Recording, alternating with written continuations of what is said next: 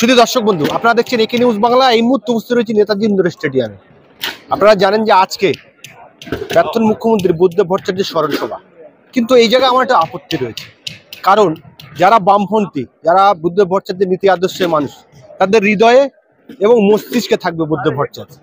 স্মরণ সভা করবে কারা? যারা একসময় বুদ্ধদেব ভট্টাচার্যকে গালাগালি করতো, কিস্তি দিত, খুনি বলতো, বুদ্ধদেব ভট্টাচার্য পদত্যাগ চাই বলতো।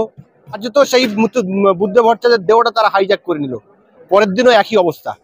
কারা দখল করে নিল দেহটা? যারা একসময় বুদ্ধদেব ভট্টাচার্যকে বিভিন্নভাবে হেনস্থা করতো, গালাগালি করতো, তখন যখন ক্ষমতা ছিল তাকে পদত্যাগ করতে বলতেন, এমনকি নেত্রী বলতেন যে এই মুখ্যমন্ত্রী খুনি মুখ্যমন্ত্রী, তারাই কার্যত হ্যাক করে নিল। আজকে আমাদের সঙ্গে রয়েছেন সন্দেশখালীর প্রাক্তন বিধায়ক নিরাপদ সর্দার মহাশয়, কথা বলে নেব। একসময় যারা বুদ্ধদেব ভট্টাচার্যকে বলতেন যে খুনি বুদ্ধদেব, ওনার পদত্যাগ চাই কোথায় কোথায় বলতেন, তারাই বুদ্ধদেব ভট্টাচার্য মারা গেলে দেখলাম পুরো বডিটাকে তাদের আশপাশে তাদের ঘেরা টোপে চলে গেল। বামপন্থী মানুষরা, যারা একনিষ্ঠ বামপন্থী, তারা সেই জায়গায় কার্যত যেতে পারলো না। কি বলবেন? না, আসলে সরকারে যখন ছিল বুদ্ধদা মুখ্যমন্ত্রী, আমাদের রাজ্যের মুখ্যমন্ত্রী, সারা ভারতবর্ষে যতগুলো মুখ্যমন্ত্রী ছিল তার মধ্যে বুদ্ধদেব ভট্টাচার্য অন্যতম মুখ্যমন্ত্রী। তার সংস্কৃতি, তার চর্চা, তার দর্শন, তার কাজের ধারা, বিজ্ঞানের সঙ্গে নিজের প্রযুক্তিকে মেলানো, এরকম মুখ্যমন্ত্রী এই সময়কালের মধ্যে পশ্চিমবঙ্গে দেখা যায়নি। সেই মুখ্যমন্ত্রীর বিরুদ্ধে বিরোধীরা কি বলল, মমতা ব্যানার্জি কি বলল, তাতে কি এসে যায়? কমরেড বুদ্ধদা মারা যাওয়ার পর শুধু পশ্চিমবঙ্গে নয়, গোটা ভারতবর্ষে মানুষের মধ্যে একটা শোকের ছায়া নেমে এসেছে। এটা কেউ আড়াল করতে পারবে না। বুদ্ধদা মারা গেল, তার পরের দিন যখন শেষ শ্রদ্ধা জানাতে এসেছে, সেদিন কলকাতা মহানগরীর মানুষ দেখেছে যে কলকাতার মহানগরীতে কিভাবে লাখো লাখো মানুষের উপস্থিতি। সুতরাং মানুষের একটা আলাদা টান ছিল বুদ্ধদার প্রতি, আদর্শের প্রতি, বুদ্ধদার প্রতি, তারাই এসেছিল। সুতরাং অসংখ্য মানুষ উপস্থিত হয়েছিল সেদিন। সেই জন্য বুদ্ধদা থাকবে স্মরণে, বুদ্ধদা থাকবে অন্তরে, বুদ্ধদা থাকবে আমাদের দর্শনে। বুদ্ধদার দর্শন মার্ক্সীয় দর্শন, শ্রেণীর লড়াই, শ্রেণী দর্শন, সেই লড়াইয়ের কে আমরা কতটা এগিয়ে নিয়ে যেতে পারছি তার উপরে নির্ভর করবে আজকের বুদ্ধদার এই স্মরণ সভা। আজকে বুদ্ধদা যে প্রয়াত হয়েছে, বামফ্রন্টরা, কমিউনিস্টরা, এটা বড় বিগ লস হয়ে গেল। সে তো বটেই, কারণ পৃথিবীর ইতিহাসে কমিউনিস্ট যে নেতারা এই সময়কালের মধ্যে প্রয়াণ হয়েছে, তার মানে আমাদের এক একটা নক্ষত্র তো হয়েছে যারা এই দর্শনটাকে বহন করে। এই দর্শন তো যে কেউ বহন করতে পারে না। কমিউনিস্ট মার্ক্সীয় দর্শন সারা জীবন ধরে তার সাদা কাপড়ে যারা কালি লাগাতে চেষ্টা করেও পারল না, সেই দৃঢ়চেতা ব্যক্তি তিনি আজকে আমাদের সঙ্গে নেই, সেটা তো আমাদের ক্ষতি ঘটে অবশ্যই। এবারে আসবো আপনার বিধানসভা ক্ষেত্র, যে জায়গায় আপনি একসময় বিধায়ক ছিলেন, অর্থাৎ সন্দেশখালী। প্রস্রাব বন্ধ হয়ে গেছে একটা রুগী, সে কলকাতায় নিয়ে যেতে রাস্তার ধাক্কায় তার প্রস্রাব ছাড়িয়ে গেছে। বহুত খারাপ, এই খারাপ মানে এত খারাপ মানুষ বাঁচার কোনো লাইন নেই জানা। গাড়ি চালানোর মতো নেই, তবু চালাতে হয় বাধ্যতামূলক, কিছু করার। যেতে যেতে মানুষের বাচ্চা হয়ে যাচ্ছে, মনে হয় যেন গায়ের থেকে চামড়া ফামড়া ছাড়িয়ে যাচ্ছে, হাড় ফাড়গুলো এরকম অবস্থা।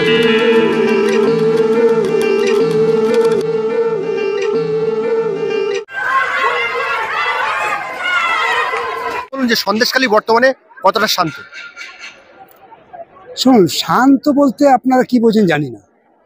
সন্দেশখালী মানুষের অভাব, দারিদ্র, তাদের বাক স্বাধীনতা, এই সমস্ত কিছু নেই। আগেও ছিল না, এখনও নেই।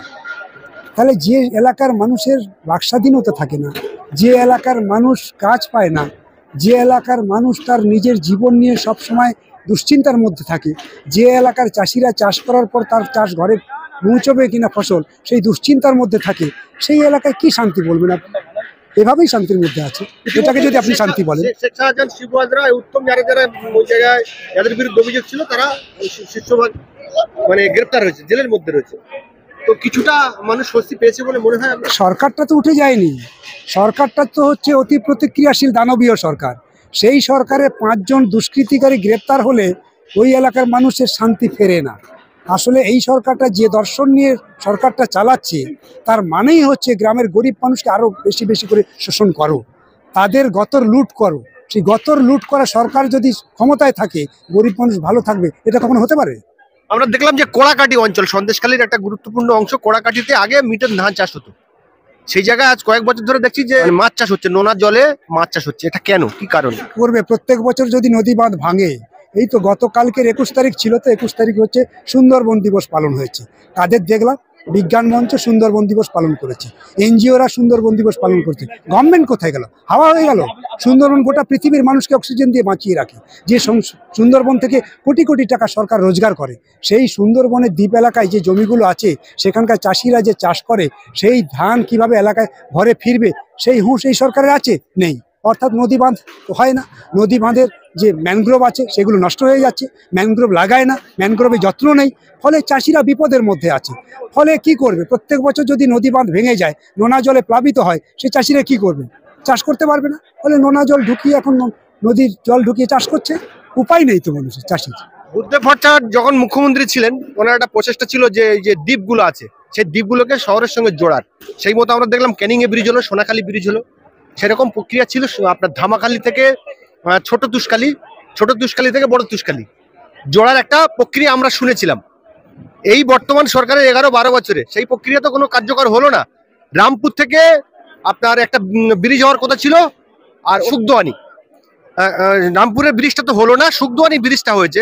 অর্থাৎ রামপুরের ব্রিজটা না হয় সুখদোয়ানি ব্রিজের কোনো কাজ নেই। এই যে 10-12 বছরের মধ্যে রামপুরের ব্রিজ করতে পারলো না, ধামাখালী সন্দেশখালী তো বাদে দিন।